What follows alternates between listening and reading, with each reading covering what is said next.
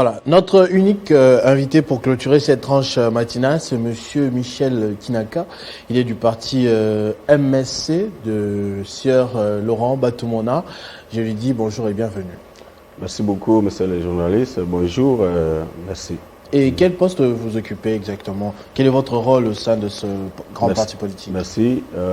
Au sein du mouvement de solidarité pour les changements, parti cher à l'honorable Laurent Batomona, je suis le vice-président de l'exécutif provincial. Donc, je seconde le président Jeannot Binanou, qui est le président, le gouverneur du parti au niveau de Kinshasa.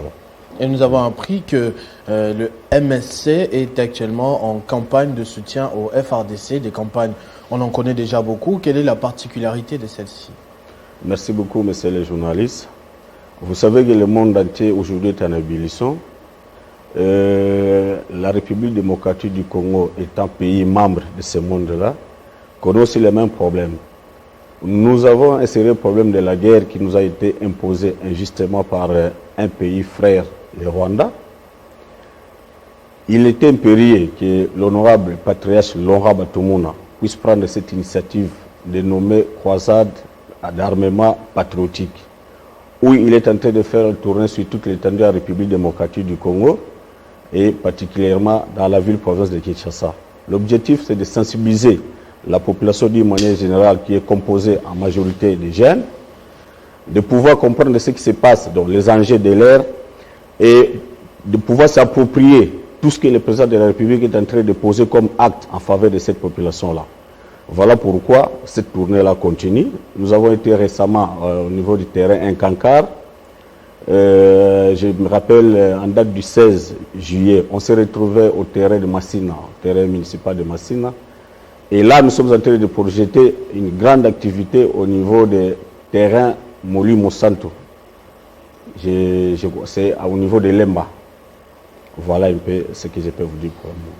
Oui, mais quand vous dites faire comprendre les enjeux de l'heure à cette jeunesse, pour vous, c'est quoi votre position actuellement? Qu'est-ce que le MSC pense de cette jeunesse? Très bien.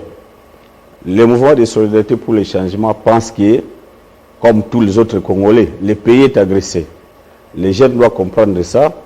Nous avons l'impression que ce qui se passe à l'Est, ici au niveau de Kinshasa ou ailleurs, les gens n'en tiennent pas compte. Et l'objectif de cette campagne-là est de sensibiliser les jeunes à pouvoir se mobiliser pour pouvoir intégrer les services de sécurité. Parce que nous avons suivi, je me rappelle, avant-hier, où le ministre de la Défense, là où il se retrouve, M. Kabanda, il est revenu là-dessus. Nous avons des jeunes et nous avons des hommes qui ont la capacité, mais sauf que nous avons un sérieux problème de la logistique. Donc, on est en train de se battre pour que cette fois-là, la jeunesse comprenne que la situation qui se passe à l'Est doit nous préoccuper tous. C'est pourquoi l'honorable Laurent Batomona, dans sa tournée, continue à sensibiliser, à expliquer aux jeunes le pourquoi de pouvoir adhérer massivement, soit intégrer massivement les services de sécurité de la République démocratique du Congo. Vous dites que quand vous parlez de problème de logistique, c'est-à-dire problème d'effectifs ou bien problème d'armement? Parce que là, je crois comprendre que les FRDC peuvent toujours pas bénéficier des armes de dernière technologie comparativement aux ennemis, parce que l'agression est soutenue par un pays voisin, notamment connu, le Rwanda, qui a des armes de dernière qualité, dernier cri, comme on dit, et contrairement, nous en face, c'est pas le cas. Très bien. Je comprends que les ministres, en exprimant la position qui est la position de la République démocratique du Congo, s'est apaisé beaucoup plus sur la logistique. Vous voyez, parce que nous avons ce qu'il faut, nous avons des hommes capables, mais sauf que ce que vous venez d'évoquer là, l'embargo et tout ce que le pays connaît aujourd'hui, ne nous permet pas de pouvoir faire face à cette agression-là. Donc c'est beaucoup plus ça, il s'est apaisanti beaucoup plus sur la logistique. Mais nous, à notre niveau, c'est la prise de conscience. Nous devons comprendre que c'est une situation qui doit nous préoccuper tous. Nous devons compatir avec nos sœurs et frères qui sont là-bas au niveau de l'Est.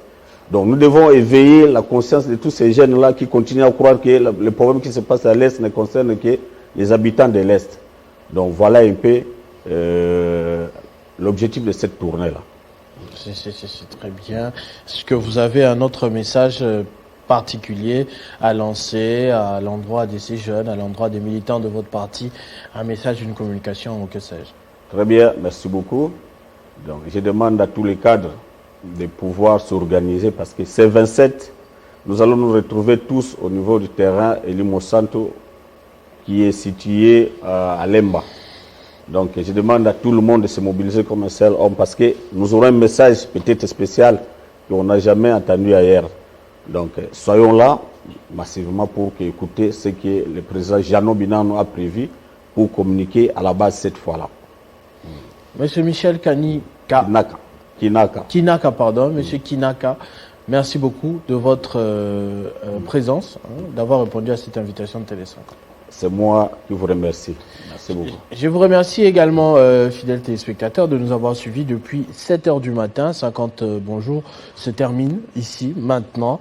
On va continuer la suite des programmes sur Télé 50 comme d'habitude, c'est-à-dire le journal en langue tout à l'heure, puis la grande édition du journal à 13h. Restez fidèles à nos programmes. Vivez heureux, vivez 100 ans, mesdames et messieurs.